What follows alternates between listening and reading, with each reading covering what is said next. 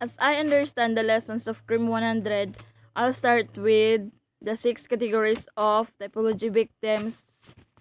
First is the completely innocent victim. You will remain calm. Second is victim with minor guilt, inadvertently doing that situation. Number 3 is victim as guilty as the offender. The example of this is the suicide victim. We are going to tackle with the nature of victimizations. First is the age. Age will people face as much as greater victimization risk than older persons. Second is the gender. They are different with female and male because more likely females to suffer violent crimes because men are twice as like as women to experience aggravated assault or robbery.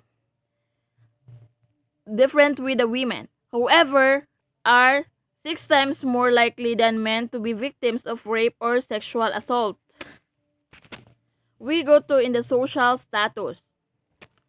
This social status is the poor individuals are more likely the victims of crime because they live in crime-prone areas such as the slums and urban areas.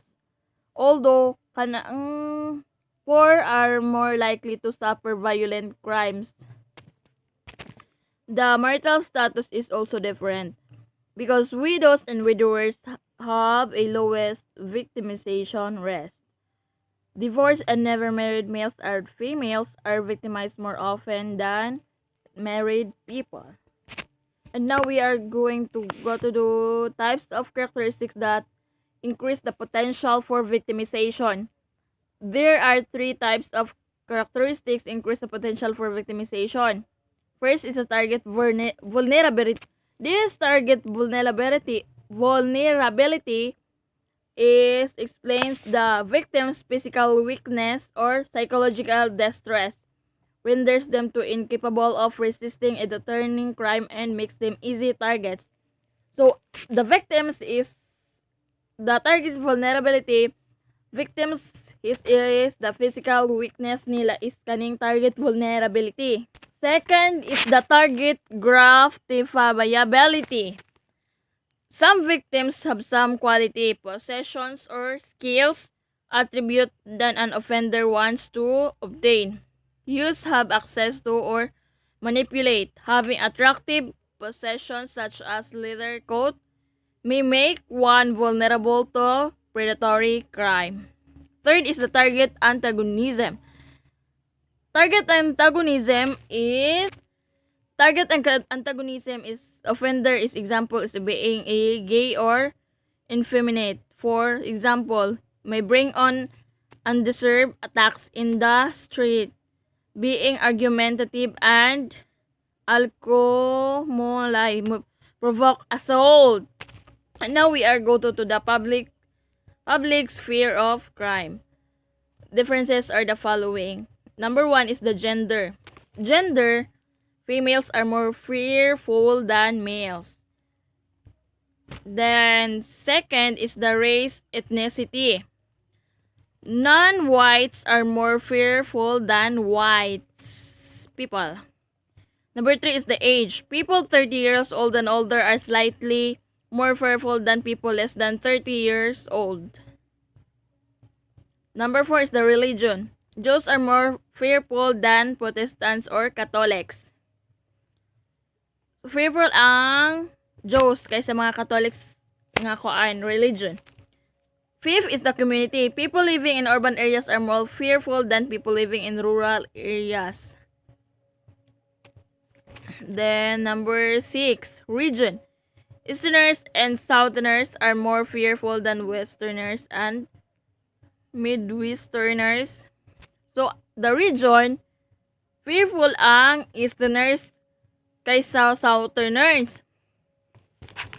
We go to the crime against public order. Examples, rebellion, coup d'etat, In the crimes against public interest, example is the forgery, falsification, or documents fraud. Then, crime is pervasive. Almost all members of a free society have been a victim of an offender or a criminal act. So, number 2, crime is expensive. Why is crime is expensive? Because the government and private sector spend an enormous amount of money for crime detection. Then, crime is also destructive because many lives have been lost because of crime such as the murder and homicide, so that it is called a crime is destructive. Crime is reflective because crime rate or incidents in a given locality is reflective of the effectiveness of the societal defenses. Then, crime is progressive. Crime is progressive because the marked increase in the volume of crime is on account of the ever-increasing population. Then, the advantage of crime occurrence. Number 1, they are having 3. Number 1, promote solidarity among people.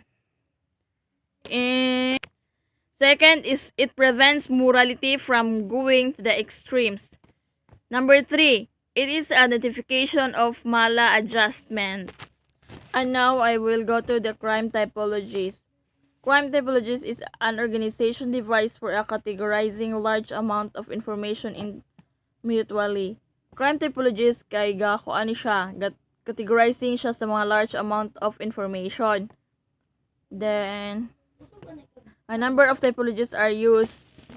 In the Philippines, as I understand, offense is an actor or omission that is punishable by special laws. Mo na siya offense diri sa Philippines. So now we are having a special laws. First, it has Republic Act. Second is the presidential decrees. Third is executive orders, memorandums, circulars, ordinances, and lastly is the rules and regulations. So those are the special laws. And special law is a statute enacted by Congress. Penal in character, which is not an amendment of the revised of penal code. Or kani siya, special law is mga like the Republic Acts, mura siya unsa ni siya mandate da kailangan ta mo sunod mga rules and regulations nga kailangan tong sundon or executive orders. And now I will go to the felony. Ang felony usa siya ka serious crime. This category includes murder o kanang murder or rape, aggravated assault, robbery, arson, and so on. Mo na siya ay mga serious crimes. Mo na siya gitawag og felony. And now, delinquency or misdemeanor infraction. Mao ni siya ang act nga violation is a simple or rule or regulations. Mao ni siya ang minor violations sa law, ang delinquency misdemeanor infraction. So, ang crimes kay classified siya like violent crimes, economic crimes, and public order crimes. Violent crimes, when we say violent crimes, it includes offenses where violence was applied. Then, this is called or gitawag siya acts of crimes against person. Ang violent crime gitawag siya og acts against person or gibuhat siya sa tawo. Second is the economic crimes, primarily committed to bring financial gain to the offender. Third is the public order crimes. When we say public order crimes, they are the unlawful acts. Mo ni siyang gitawag og siya og public crimes. And now I will go to the economic crimes may also be classified as a number 1 is the white collar crimes and number 2 is organized crimes. When we say white collar crimes, they are the violations of law committed by a person or a group of person in course of an otherwise respected and legitimate occupation or business enterprise. Ang white collar crimes is usa siya ka violation law nga gibuhat sa usa ka tawo or a group of persons nga gabuhat animo siyang gitawag white collar crimes. So sa number 2, organized crime, murag sabotable na pud kay siya.